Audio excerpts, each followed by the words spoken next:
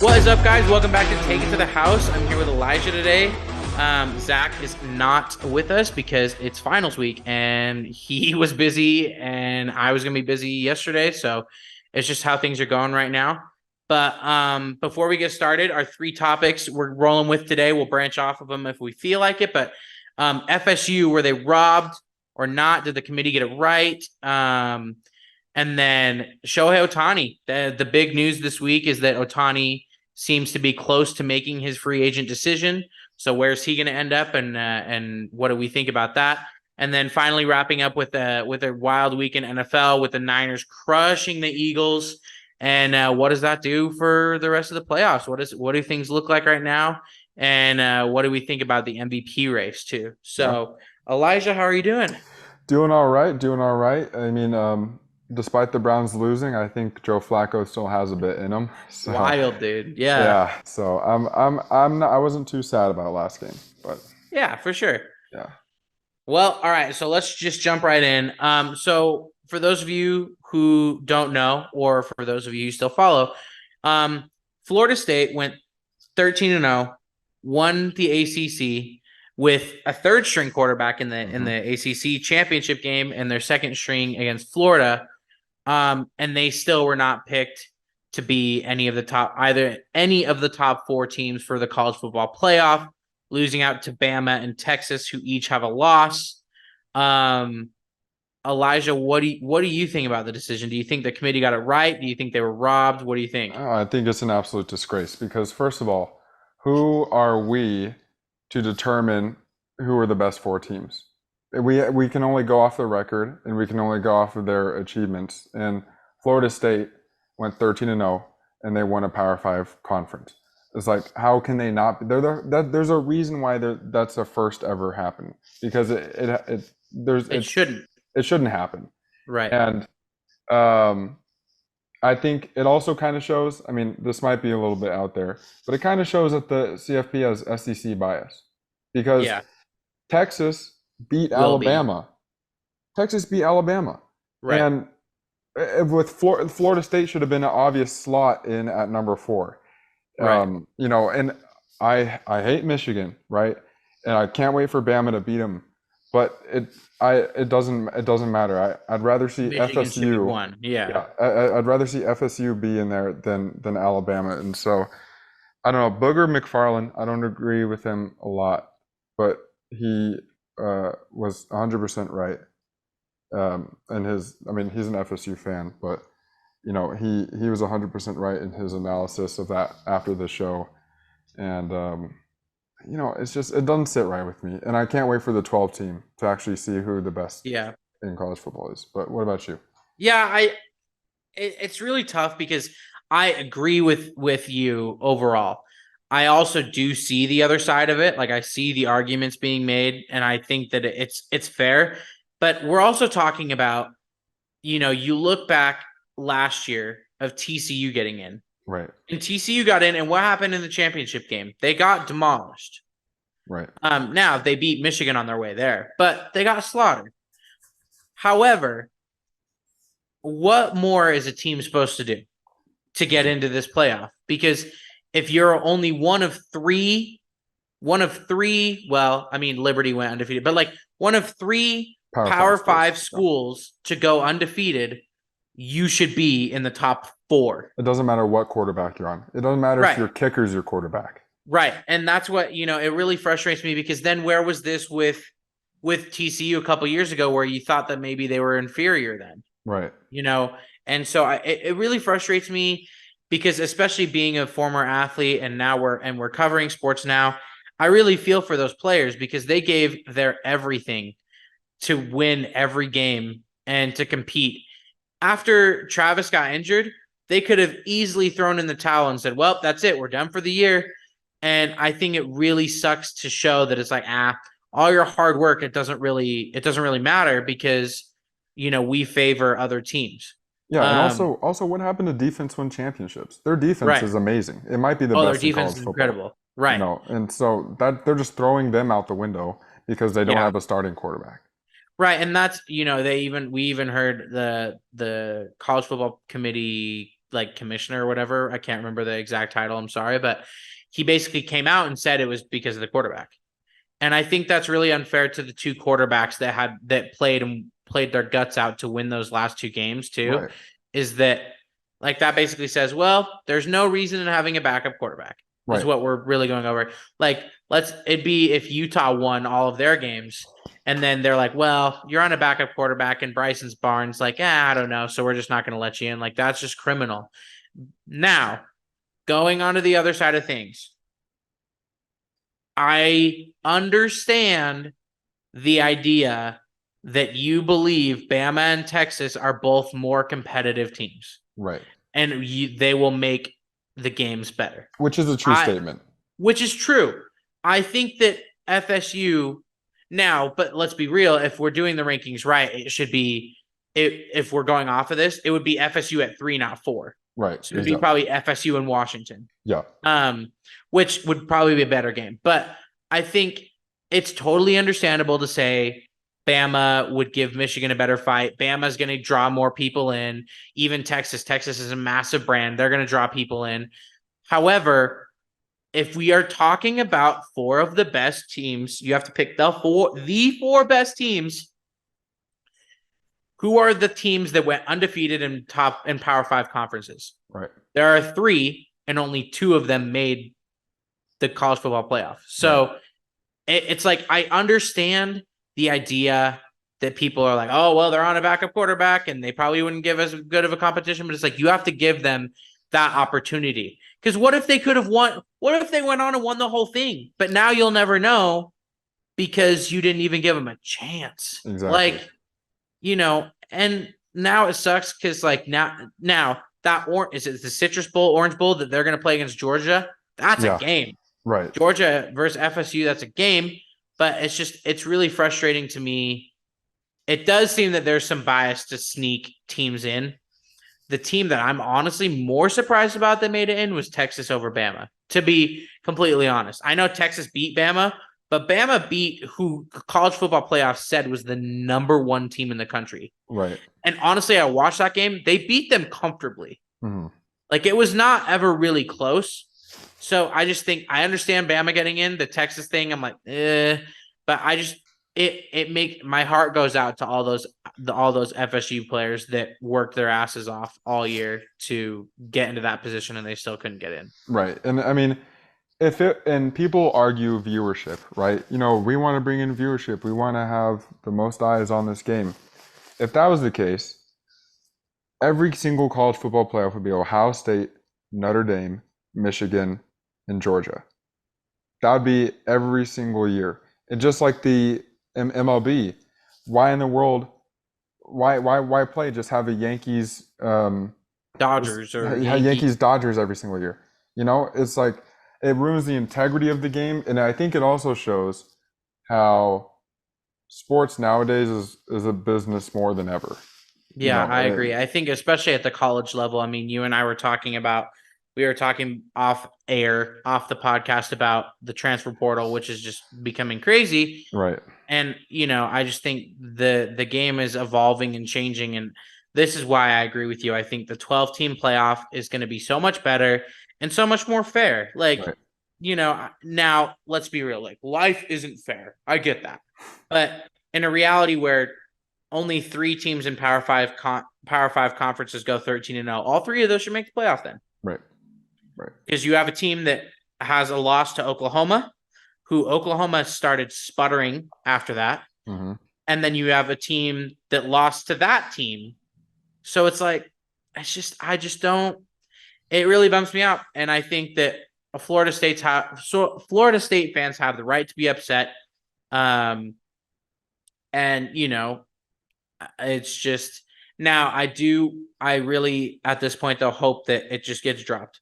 Just don't at this point, you can't dwell on it. I did hear that Ron DeSantis was trying to fund Florida State to sue the college football playoff committee. And it's like, dude, what is that going to do at this point? It's not going to do anything now. They didn't pick you. You're just going to have to move on to next year. I mean, think about it sounds silly, but think about UCF a couple years back. Right. When they went undefeated and they didn't get in. It's like, it just happens. Yeah. Now, they did end up losing in their bowl game anyways to LSU. who Yep. then LSU became the best team in the country ever. Right. But it's just it does bum me out. But Brent, do you have any final words on that? Um, yes, Washington should be in the Rose Bowl, and it shouldn't be Michigan. The last year of the Pac-12, and a Pac-12 team who's in the playoff is not playing the Rose Bowl. That's a shame. Yeah, that sucks. And Yeah, also, for sure. Washington had a harder schedule. They should be number one. Michigan outside of the Ohio State game, they pretty much had a Mickey Mouse schedule the entire year. Yeah, I don't disagree with that. I mean, for me, it's more about like I prefer Washington playing Texas and Bama playing Michigan. Well, I mean, by So your logic, technically they should you be could playing just switch Texas it. in the Rose Bowl because Right. Texas should be 4 and FSU should be 3. Right. So Yeah. I don't disagree. I do think, in my opinion, I think Michigan are the best team in the country currently, though. So I do feel like them being in the one is fine, but just switch the bowl games then. Yeah. Like I agree with you. Like because especially that was the thing of if you won the Pac-12 championship, you go to the Rose Bowl. right. So just continue on with it because now it's the Fiesta Bowl. Is Um, that the one? Am I right in saying that it's the Fiesta Bowl? this year? It's because the two feeder games are the Rose Bowl and the Fiesta, right? No, it's the Rose Bowl and the Sugar Bowl. Sugar Bowl, that's right. Yeah. So, Oh, and that sucks too because Washington has to go play in New Orleans. yeah, it's gonna where be Texas is gonna have a be a home Texas home field advantage. That's kind of a bummer. Yeah. Yeah, but no, it's a tough subject, man, and like I feel for all those FSU players, and I hope that maybe next year they have a revenge season and get in and make some noise because I think that'd be really fun. Utah FSU college football final. Yes, all for it. Well, branching off of that just quickly in college football, I don't think we need to go into transfer portal stuff right now because we're going to go on for a while because knowing Right. us, we have A opinions lot on it. of But opinions. the finalists for the Heisman Trophy have been announced. They are Jaden Daniels from LSU, Michael Penix Jr. from Washington, Bo Nix from Oregon, and of course Marvin Harrison Jr. from Ohio State. Yes. I know who Elijah wants to win, and y'all know who I want to win. Right. But who do you think is going to win the Heisman?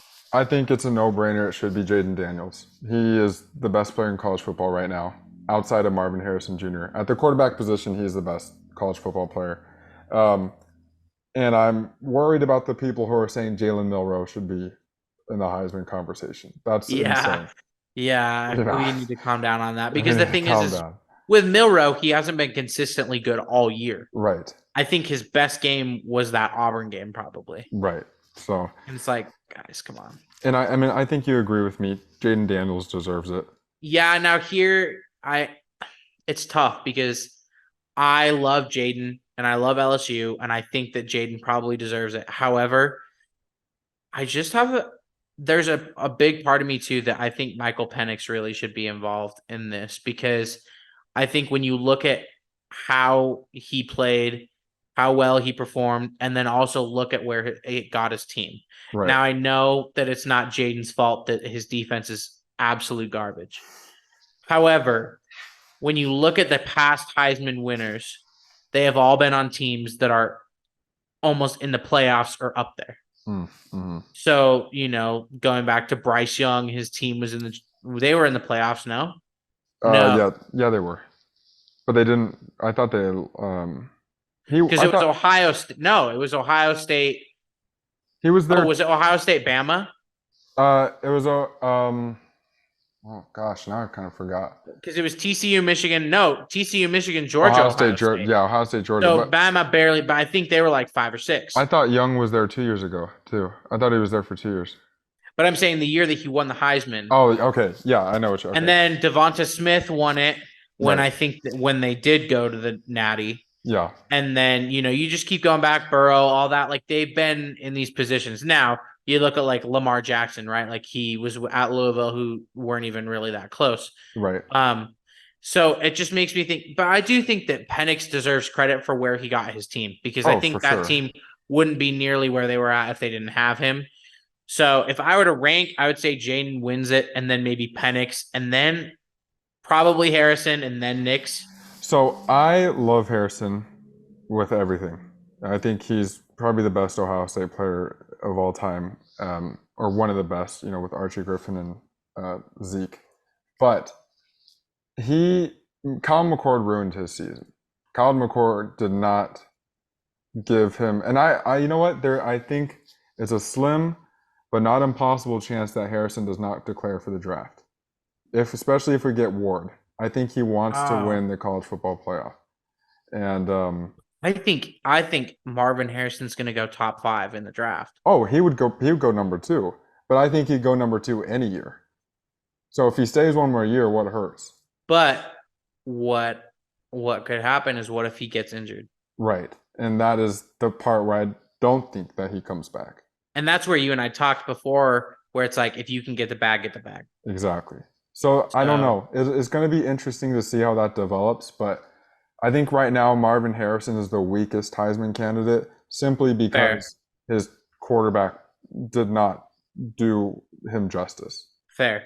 Yeah, and I think Nix deserves a lot of credit. Right. I remember watching a lot of people discredit him, which I don't know why. A lot of people say that it's because he's old, but he's just as old as Penix. Yeah.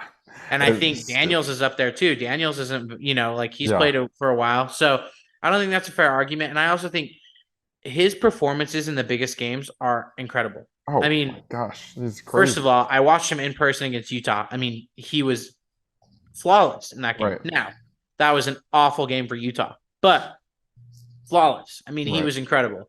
And then when you look at the game at Washington, I mean, there's not much more he could have done. No. And then when you look at the game in the Pac-12, they were in a hole, and he brought them back to be winning that game. So I think Bo Nix deserves more credit than he's getting.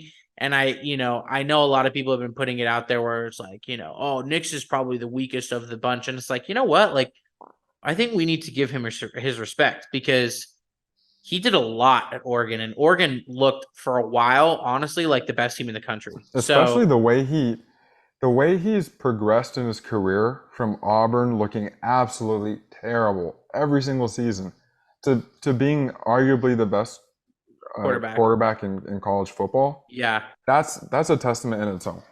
Yeah, and I think, hot take, I think Bo Nix honestly could have the potential to be, besides, if we're talking without Caleb Williams, right? Just for a second. I think Bo Nix has the potential to be the best NFL quarterback out of this draft. I think right now he's the most pro-ready quarterback. Because I think Jaden is really raw. Yes, he is. And Penix reminds me a little of Tua, which could be good now, because look at Tua now. Right. Give him a few years, give him a good coach, give him weapons. But he just reminds me of somebody who might get a little drafted a little high. Caleb is, all think young, is the obvious. But Caleb reminds me of Trevor Lawrence, though, right? Right. We all knew he's the number one, but how good can he be in the NFL? Right. But I think that Nix is probably one of the most pro-ready, if not the most, in this draft class. Yep, I agree. I mean, the Saints right now are sitting at 9th in the draft, and let's just say the draft happened today. I would be happy if the Saints drafted Bo Nix. Right. Now, I would prefer Jaden, honestly, because I'm an LSU fan, and he could stay in Louisiana. I think it'd be sick, and that would get the crowd, people would be over the moon in New Orleans. Yeah. I think Bo Nix on the Vikings would be the perfect fit. That would be sick. Yeah. I would love it, but I think to wrap this up, but I really think that I've enjoyed this year of college football. Yeah. I think it's been a good year. I think the playoffs make what you will of FSU, but I think those 2 bowl games will be fascinating to watch. Yeah. And it's the last year of college football as we know it. Right. And I don't think it's the worst year to end on. No, I don't think so. Especially for the Pac-12. Yeah. Rest in peace, Pac-12. Thank you for the good memories. Yeah. Shame that the Utes couldn't end on a win, but it's all right. We got another conference to go in. I really only partook in Pac-12 football for 3 years, but it was an enjoyable 3 years. So. Yeah. So, all right, moving on. I think why don't we stick to football for a minute before we transition over to MLB? Stick with the same sport here, but so.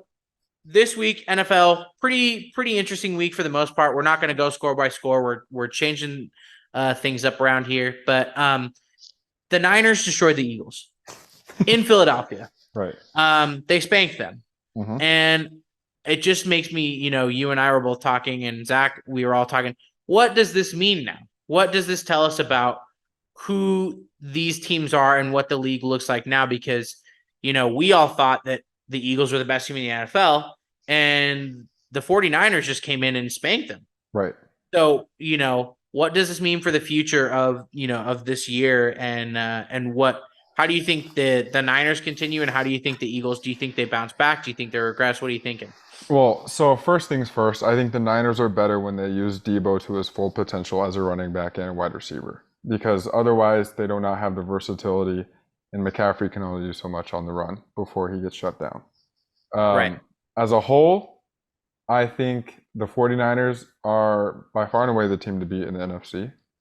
But I Yeah. also think the NFC has a lot bigger of a gap between the top and the bottom for the playoffs. 1000%. You know, 1000%. compared to the AFC, because the AFC, every team is, and that's in the playoff race, is essentially within one game of each other. Which is so funny because it totally shifted. Because Right. back 2018, 2017, it was all NFC was stacked. Right. And then you had the AFC that was weak. And now it's completely flipped. Exactly. Exactly.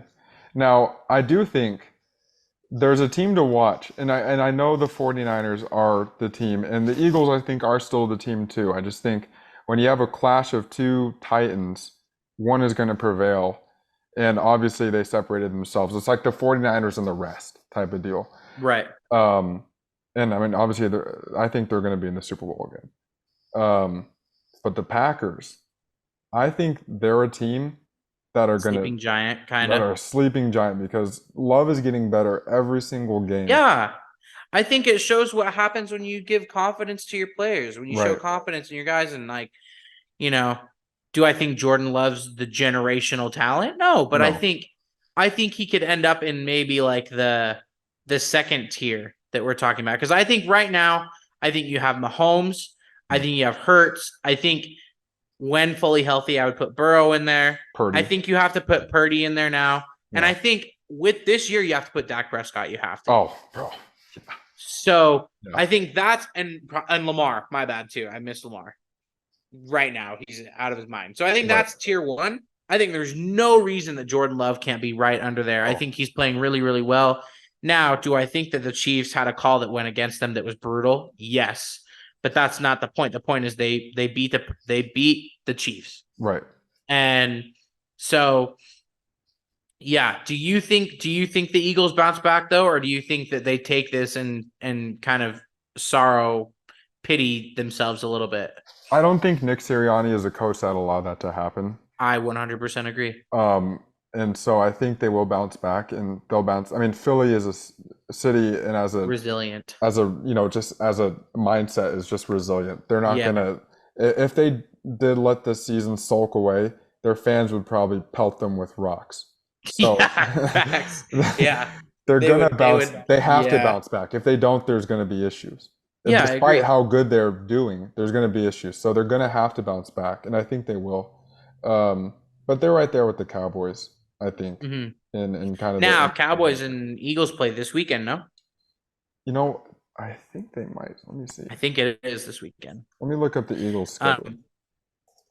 While Elijah's looking that up, I think use this as a transition here to now say MVP race in the NFL is getting pretty interesting because, unlike the Heisman race in college football, this year's pretty wide open. I feel like really just about anybody could win it. I'll give my top five in no particular order. I think Lamar should be in there. I think Purdy should be in there. I think Dak should be in there. I will throw Mahomes in there because Mahomes is Mahomes. And then I'm going to say Tyreek Hill definitely needs to be in that conversation. I think what he's doing right now, I mean, is incredible. I mean, he is on pace to break this record, and that would just be incredible. Yeah. So before I give mine, I think your list is very good, by the way. Eagles play the Cowboys, then they play the Seahawks, then they play the Giants, then the Cardinals, then the Giants again. If you don't bounce back on that schedule, you're in some hot water. Yeah. So I think a loss against the Cowboys is understandable, but if you don't finish Yeah, the end on 4 wins, that's but cause I for think concern. a loss against the Cowboys would make them sputter. Despite how weak their remaining opponents are. I just that's a mental thing to me. Right, And the Cowboys are arguably your biggest rival. right. And to lose to them after you just took a beating to Mm, the Niners, I think could struggle a little bit. And we don't know what Jalen Hurts is looking like. I don't know if he's fully back in practice or not. And right. I don't know how that's going to affect him. But like, I just have a feeling that maybe that would impact if they took that loss because it's in prime time. I'm pretty sure, right? Yep, 6:20. That name a worse time and place to lose is prime time to your rivals after you just got beat big. Yeah, all eyes are going to be on that game. Yeah. So, but But what anyways, about your MVP candidates? right now Brock Purdy for me is number one overall. He is literally first in pretty much every QB stat, and so it's hard to not say that he would be the top spot. Mm-hmm. Then, honestly, before his injury, sorry, my video is lagging. No, Okay. you're good. Before his injury, I probably would have said Myles Garrett too. Yeah. But this last week was the first game in his entire career where he hasn't had a tackle. Wow. That's wild. And so, I mean, his shoulder is messed up, and I Yeah. applaud him for playing through it. But he's right now he's not in the MVP conversation. Right. I would say two, probably Dak Prescott. Dak's playing incredible. Dak's playing out of his mind. Three, I mean, Lamar has had a great season, so I'll chalk it up to him. Four, Tyreek, Yeah. and then five, CJ Stroud. I like that. I totally agree. I don't the only reason I put Mahomes in there is because he's Patrick Mahomes Right. and like let's just be real. I mean, Like they're always gonna have. he's always going to be up there. Yeah. I like the Stroud idea. I mean, Stroud is playing really well. Now, the problem is statistically, when you compare him to Dak and when you compare him to Purdy, he's just not there yet. Right. In terms of rookie numbers, he's incredible. So, offensive rookie of the year is already chopped up. Yeah. But, Puka's up there, though, too, for offensive rookie of the year. He's playing That crazy. is true. But he is But injured. comparing a receiver and comparing a receiver to a quarterback, is it's pretty hard. But Especially in the situations they're in. but I think it's just interesting to think now how the NFC dynamics look because when you look at what the Niners did to the Eagles, do you now drop the Eagles to like third or fourth in your NFC rankings? Like I know technically they're still at the top because of their win-loss, but I would almost say they're third, and I think Dallas is second now. Yeah, I would agree with that. I would say, yeah. You know what? That's what I'd say. That they're probably third because they're still the Eagles and they still have a great record. But I think on their on-field product is not as good as the 49ers or the Cowboys. Yeah. And you could even argue that eventually by the end of the season, the Packers could pass them up too, depending on Or how even they the finish. Lions at the Or the Lions rate Lions. too. Or the Yeah. Lions. So it'll be an interesting last 5 games to the season. Yeah, I think too, going off of that real quick is that I think oh my gosh, I was right there.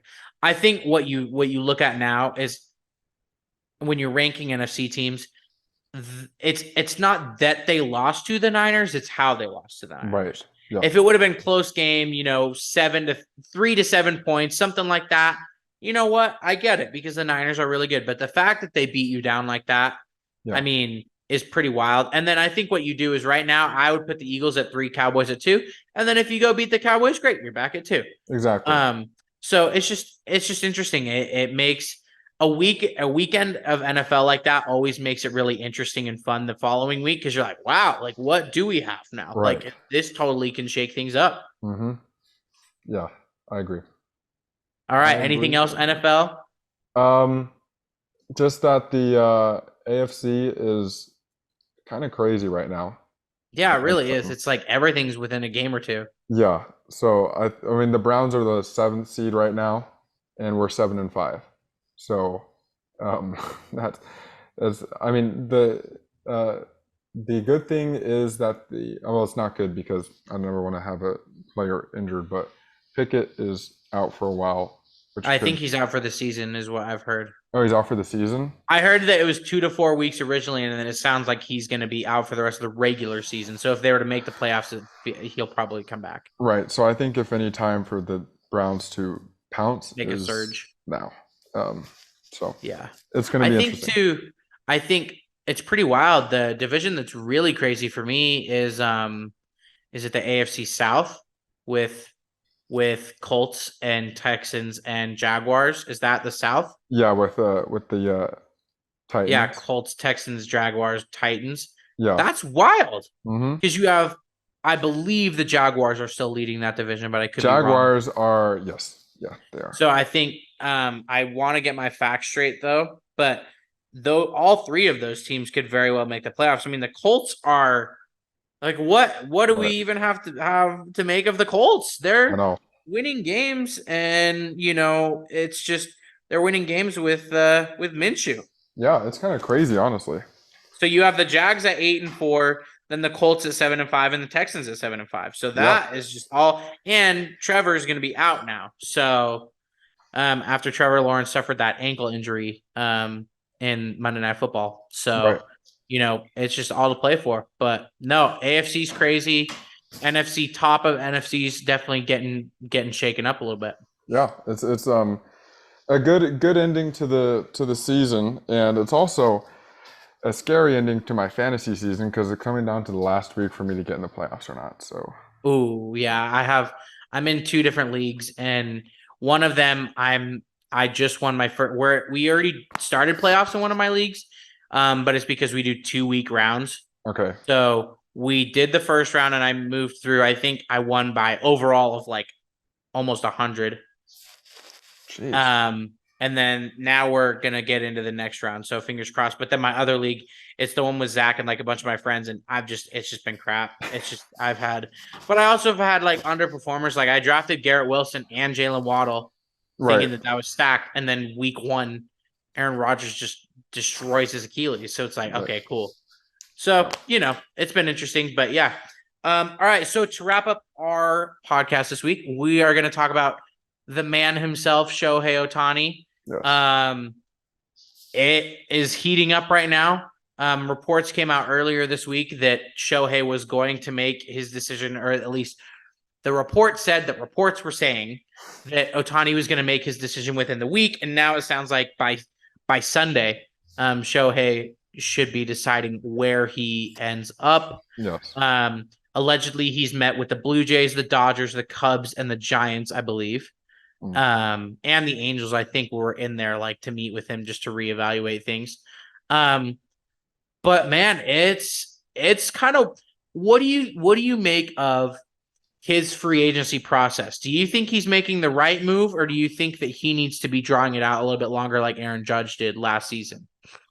So I think he's going about it right by just keeping it private and going at it at a good speed because he's not. He just wants consistency. And Yeah. I even saw a report that he might go back to the Angels because of that consistency, that autonomy. I don't Right. think he will, but that's Right. I also did hear a report that the Angels 100% will not trade Mike Trout either. right. So it makes you wonder if they're just going to go all in for him again. So I think, but I also think that the teams who are speaking that have met with him, the Dodgers have spoke that they met with him. I think the Yankees did. The teams that are speaking out and saying that they met with him are not going to get him. And they're Well, saying Shohei already said that before, that he didn't right. want teams talking about that they've been talking. Exactly. So, and we know teams. We can track which teams are meeting with him because that's just open news in the MLB. But when you go and talk about it against his wishes, that's not going to go down well. And I think that's just a sign saying like, hey, we're a club of such stature that we can talk to him, giving like reassurance to the fans. I think it's between the Giants and the Blue Jays personally. Interesting. Yeah, I did hear a report. I looked it up yesterday. That it sounds like the Blue Jays are kind of leading the race. Which is an interesting choice for me. I don't think it's the worst choice. I don't think it's the best choice. I totally agree with your idea that it's like, you know what? There's no reason to waste time here. Right. I think we all knew that he was probably going to move. And so teams were obvious to that, like they knew what was going on too. So I think for Shohei to get in and settled early would be ideal for him and for the team that picks him. Right. And let's be honest, for the rest of the league, because you don't want to put all your eggs in the Shohei basket, and then after 2 months he decides not you, Yep. and now you're like stuck. Yeah. I do have this goofy question for you because, of course, as a Mariners fan, there's like a tiny bit of hope for me. Not necessarily about the Mariners, but do you feel that maybe there could be another team out there that he hasn't spoken to that could all of a sudden pull it out of their hat, and you were sitting there Sunday like, whoa, this was out of the blue? Or do you think that it's going to be one of these teams that's reported? I think it's going to be the Guardians. No, I'm just kidding.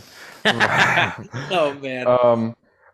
The only team that I could see that could potentially be a suitor that has not been like mentioned with the Dodgers, the Yankees, Right. the Giants, the Blue Jays is the Mets. And I think Yeah. because they have Kodai Senga, they're Yeah. going after Yamamoto, and I Yeah. think Shohei wants to play with Japanese players, Yeah, I agree. and Cohen has money that no other owner in the league has, and is Right. willing to go past the luxury tax. And you're in New York. And you're in New York. I think that's the only team that could be a Interesting. surprise. Yeah, and that's I wasn't necessarily asking it like, do you think the Mariners have a No. chance? Because I'm going to be honest, I really did prior to this week of news coming out, I thought that they did have a really legit shot. And with the moves the Mariners was making, I'm not going to go over them, but for those of you who follow baseball, they've been kind of making some weird moves. So I Yeah. was like, oh, maybe this is it. I still think they're going to be ready to make a big move, but that's separate. But Right. but it's a shame that maybe my team isn't in there. But at the same time, you're committing. Think about what this team, whoever ends up with Shohei, think about financially what you're committing to this player. I mean,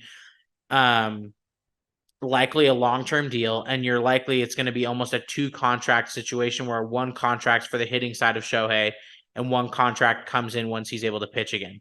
So, yeah, and I agree with that. He's going to be 30 years old, or he is 30 years old. I don't know. He's turning 30 years old this year. I don't know if he already did, but anyways, nonetheless, he's not going to pitch again. And I think it'd be smart for whichever organization gets him, in order for them to obtain the longevity of the contract for him to play out the contract. He's 29. He turns 30 in July. Okay, so by the time of the next season starts, Right. he'll be 30. In order to get the complete longevity and the complete worth out of the contract, if I'm the organization, I'm not letting Shohei pitch again, and instead I'm moving him and integrating him into an outfield position, like a right fielder. I like that. That makes sense because you're not just paying $600 million for a DH. You're actually using him as a proper baseball player. So that's the only way it makes sense to me. Yeah, one last question for you. Do you think that maybe, I also do agree that maybe the Mets could be in there, by the way. I also do. I don't have an actual team, but I do have a feeling that with all this secrecy, there could be another team in there that just randomly gets him. Yeah. Because I think the more hush-hush, the better for everybody involved. Mhm. But do you think that maybe whoever signs him maybe only signs him to a 1-year deal and maybe just goes all in on his hitting and then he can hit the market again? Or do you think that the likelihood of that's pretty slim? I would say it's slim because of Shohei himself. Like I said, he likes, the consistency. He probably wants this club to be the club that he retires with. And so or close to it. Yeah. Or close to it. And so the chances of him signing a 1-year deal and being kind of like a journeyman until he's healthy, just grabbing money I don't think that's the way his brain is kind of wired to be. So yeah, I've just kind of seen some reports that suggest that maybe that would be something that he would do. I think for certain teams, it would be better for the team to say, we'll give you $200 million for one season. Come hit for us. And that's very tempting for one season. Especially if you go to a team like the Dodgers or go to the team like someone. Right. Oh, your camera is kind of glitching out again. Maybe if you want to turn it off, turn it on. But I think for a team that's almost like right there, right? Like, yeah, you're good.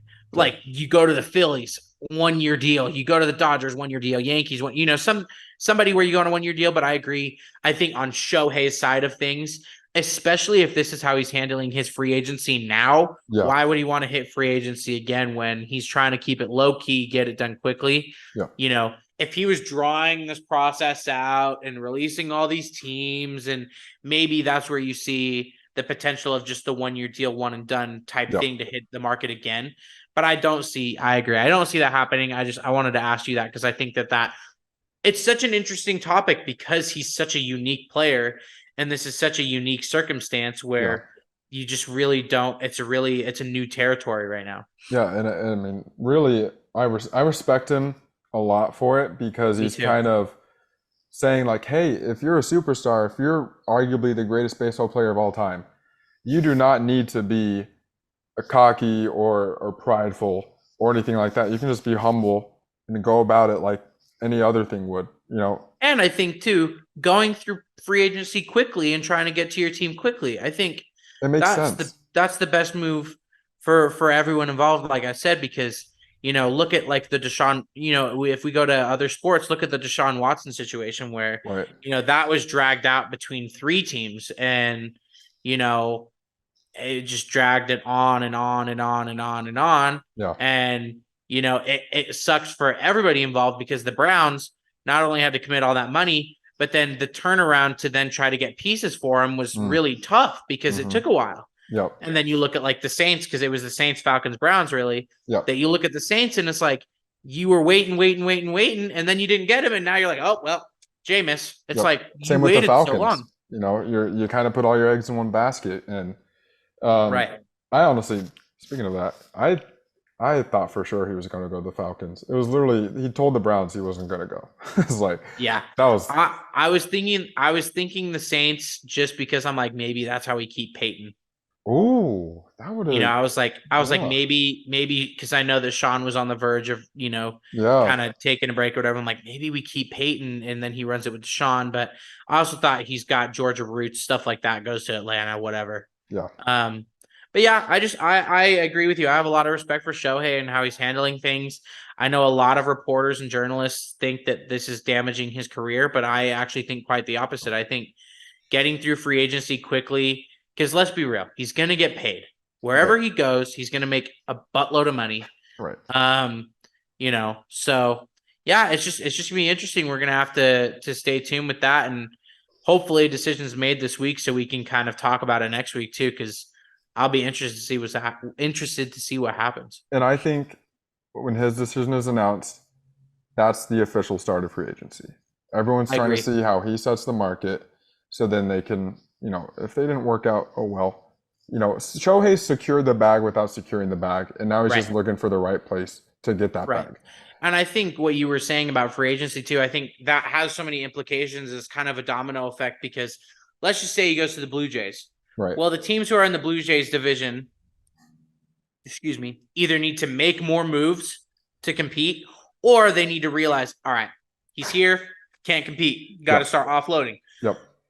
And vice versa, where like, let's say he goes to one region and the other region now can go, all right, well, we don't have to deal with him anymore. We'll stock up on guys. Yep. And start competing. So I think it'll be really interesting, the domino effect, and I'll be interested to see quite the number that he makes too. One thing that I know for certain is that he will not be going to a team in the AL Central. You don't think so? I don't think he's going to go to the Twins or the Guardians or the White Sox or the Tigers or the Royals. I think that's fair. I think that's probably fair. I think the only team at that point really that could have a chance is probably the Twins, just based off of how they performed. But I think that's probably a fair one. Yeah. I can also confirm, guys, that he is not going to the Oakland A's. You heard it here first. And I actually heard rumors about that. That might be the one team that would sneak in.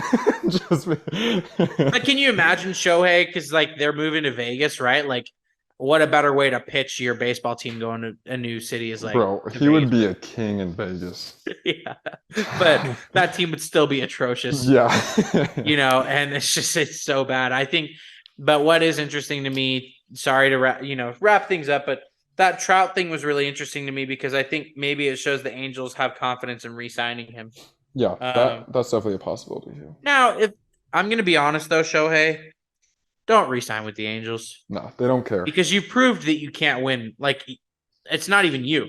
The team that you are with cannot win. Right. Like you have arguably one of the best players ever in Mike Trout. Like, arguably, he's up there. And then you have you got some other good pieces, and they can't do anything. You're in a division even that's pretty winnable. I mean, I know the Rangers just won the World Series and the Astros are the Astros.